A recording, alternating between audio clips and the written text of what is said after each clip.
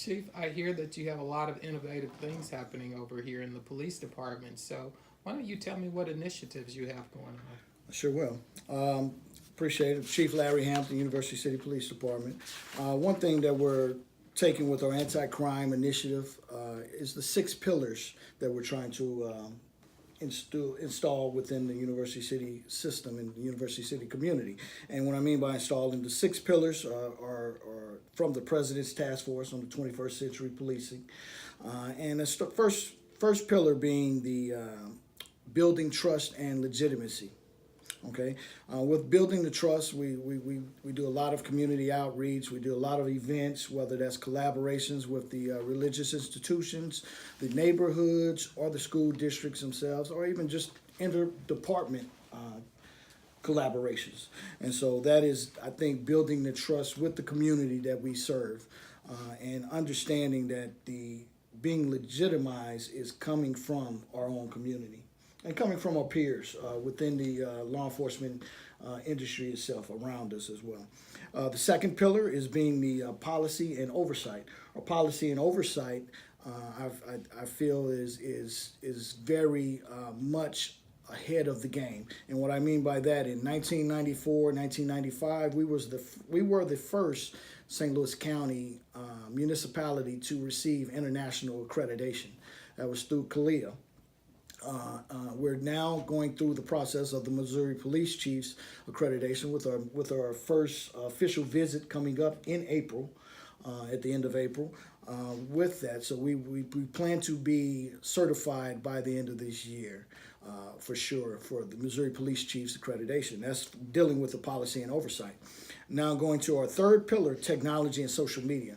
And Mr. Rose, you're very instrumental in our technology boost that we had here in University City, whether that becomes, policing technology in general, whether it's cameras for the cars, cameras for the officers, whether that's drones that we utilize on, for missing persons, or even for surveillance, or even for code enforcement if need be. We can utilize it for a wide variety of things. That technology goes a long way. Plenty other things of technology that we're investing in, whether that's robotics to keep these officers safe. Same thing with the drone to keep the officers safe. The technology that we also utilize with the everyday K9 patrol. We're back up to 2 K9s now. Actually, we've never had 2 K9s, and now we're so this is the first that I can recall for University City to have two K9 officers and handlers, and both of our K9s are fairly young. So that is potential for development and growth with them, and they've been past their, they've been through their accreditation and what have you. So. Going to the fourth pillar, the Community Policing and Crime Reduction Initiative and the pillar. Now, the community policing is something that we take to heart. Whether we're not just responding to calls, and basically what we do is whether it's business checks, whether it's neighborhood checks, whether it's school walkthroughs, whether it's bank walkthroughs, whatever the case is, we're in the community, and whether it's events or security audits that we have to take place or have to get done, it's that interaction with the everyday citizen, the interaction with the stakeholders, the interaction with the business owners that we take to heart to help reduce the crime. Because we need the eyes and the ears. Our camera program, that's going back to the technology, but it also plays into our crime reduction, because the community camera program literally gives us more eyes and ears throughout the city.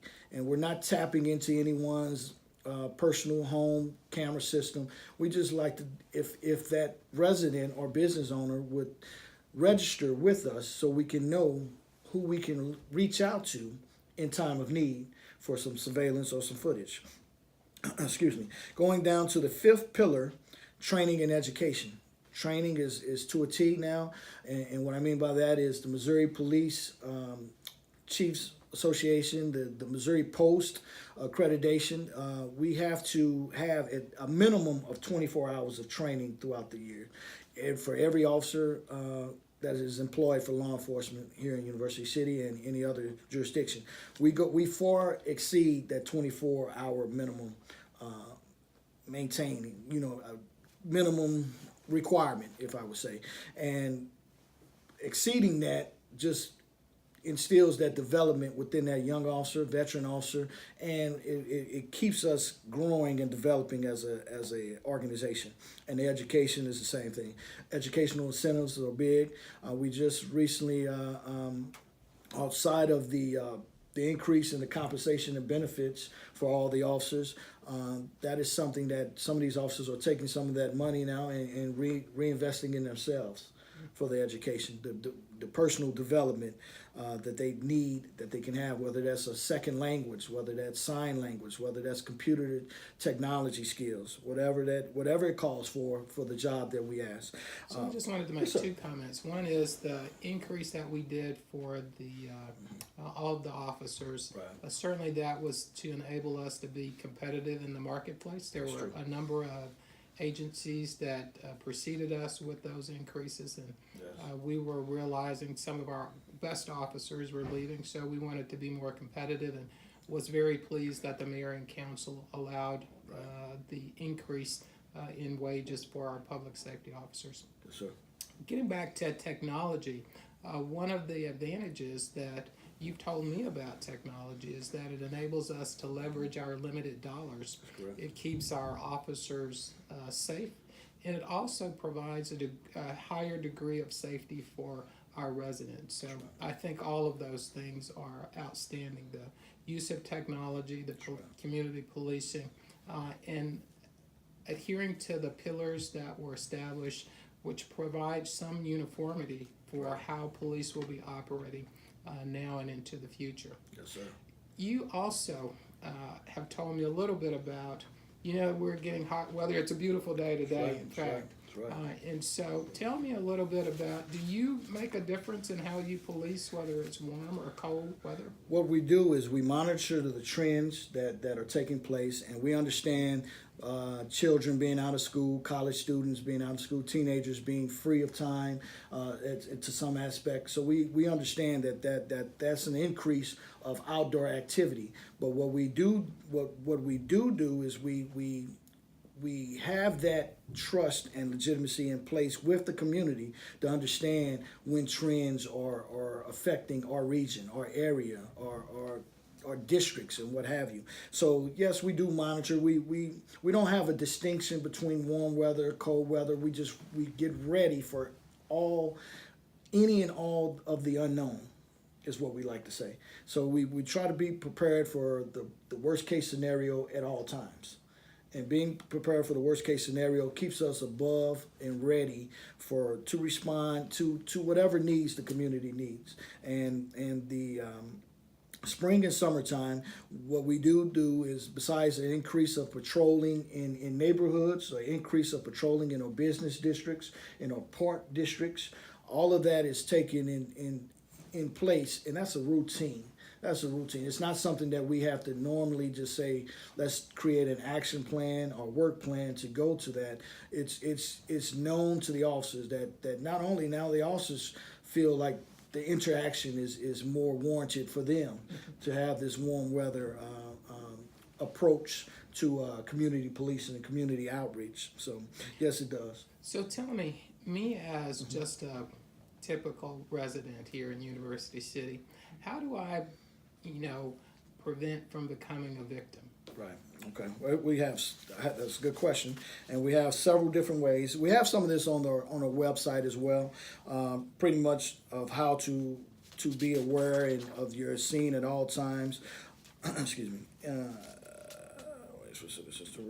The police department, we have some valuable prevention tips to keep you safe. The following is information to keep in mind while at home or around town. That is pretty much one under the crime tips or prevention tips on the University City Police Department website, on that website for the city. And starting with larcenies from your cars, lock it at all times. Lock it. Assume that someone wants to go into your car at all times, regardless of if you're in University City or if you're in another jurisdiction. It doesn't make a difference, but keep that. Do not keep valuables in your cars. Keep that out of plain sight. Purses, wallets, computers, keys, etc. also parking in well lit areas. Don't just accept a parking spot at the end of a parking lot if you see no other cars near that area. Understanding that park in well lit areas throughout the city. That's just for larcenies from autos and larcenies from persons. You can also pay attention to your surroundings at all times. Be aware of your surroundings. Don't get your head buried into the technology that we're speaking of, the cell phones, the smartphones, and be aware of what's around you, who's around you, why they're around you, and carry only what you really need. Carry only what you really need. If you have 10 shopping bags, could 8 or 9 of those bags go into your vehicle, locked into your trunk, away out of sight, and keeping adherence to, at all times be prepared for someone to be an opportunist to steal something from you. That's one of the reasons. One of the things that we can do to keep safe. Carry necessary valuables close to your body. There's a few others. Don't set valuables down like cell phones, purses, because that does increase. When someone knows that there's a $500 phone on the table, and I'm a opportunist, and I happen to walk by, and I know right away from looking at that phone is worth $500. I may take that chance if I know I'm down and out and I don't have that type of resource or that type of money to get that resource. So keep those. Don't set those valuables down. Is what I'm saying. You can put them in your purse, put them in your pocket, put them on your lap, whatever the case is. Keep your wallet inside of a front pocket instead of purse or a backpack. These are some of the tips that we try to give to the community and the public. And now going to even more extreme, the burglaries, and this is something that, let me start off by saying that the University City Police Department will do security audits at any business or residential area free of charge. There's not a lot of communities that could say that they get that from their law enforcement agencies, and I can tell you we've been doing that since I've been here, that we not only have security auditors within our investigators and supervisors, but we also have crime prevention through environmental design certified security auditors. So understanding that the difference of the more up-to-date practices, best practices, if you so will, to keeping your home safe, your business safe. Whether that's some of the tips on that is using deadbolt locks, securing sliding glass doors. A lot of entries that are made into burglary homes are windows or doors that are kept unlocked and or kept unsecured to the point to where it's just easy access for that perpetrator. If you make it hard, it is a big percentage that is cut down on those on you being a victim of a burglary at that point. And all of these are online and accessible to print at any given time. Installing motion sensors, dusk to dawn lighting, considering an alarm system. You can literally get an alarm system for maybe $10 a month now. And that is very feasible because of the technology that's improving throughout the nation, and understanding that may be a viable asset for you in your home or your business. Request a home security audit by the police department, and I guarantee you that we'll be out as soon as we can to get that to you, to get you those tips, whether it's cutting shrubbery, whether it's to be visible from the street, whether it's improving your light fixtures, whatever the case is, we will give you those tips, and we can also give you some resource information onto how to cut your costs with some of these items, whether that's alarms, lights, doors, locks, what have you.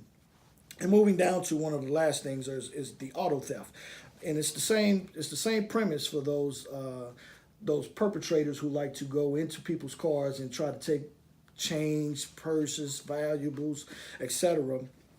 Auto theft is the first thing to do is lock it and pocket the key. There's no need to have your spare keys inside of your car. There's no need to, a lot of the auto thefts that we're seeing nowadays, these cars are pretty much like smartphones. They're smart cars. They have databases, so it's not easily that a criminal can manipulate a system to activate the car and steal your car that way. They're stealing the cars by way of the extra key within the car, the extra the key, the valet key underneath. They're the same tips that you read and see about, these criminals read and see as well. And they understand, okay, it may be a car underneath, because they're fearful of locking themselves out sometimes. But understanding that we need to take these precautions. Never leave your car running or keys in the ignition. That's a lot of the auto thefts pick up. And make sure all windows and the trunks of your cars are closed. Never leave identification tags on your key ring. So if you lose your keys, make it harder for a criminal to find your car. And then in accessibility, reference that car, it decreases quite tremendously if you do not tag your car keys and your key ring. Park in well-lit, busy areas, and inquire about steering column locks. An initiative that we took because we saw a lot of the warm weather car thefts again. And when I say a lot, we saw a pickup, a rise within the regional area in general, because they could not access these cars or what have you, the old-fashioned way. What we did do is we invested in some lock steering column devices, and we're going to pass that out to our University City citizens. And we'll have a process. Once those officially come in and we get the process refined, then you will be contacted about this community outreach program that we're going to do as far as passing out these devices and making sure we share as much as we can throughout the households of University City.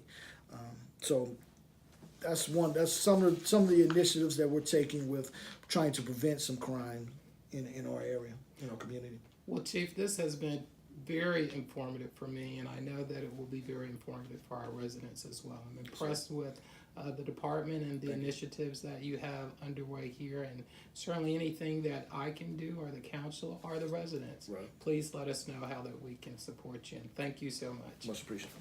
Thank you, sir. Thank you.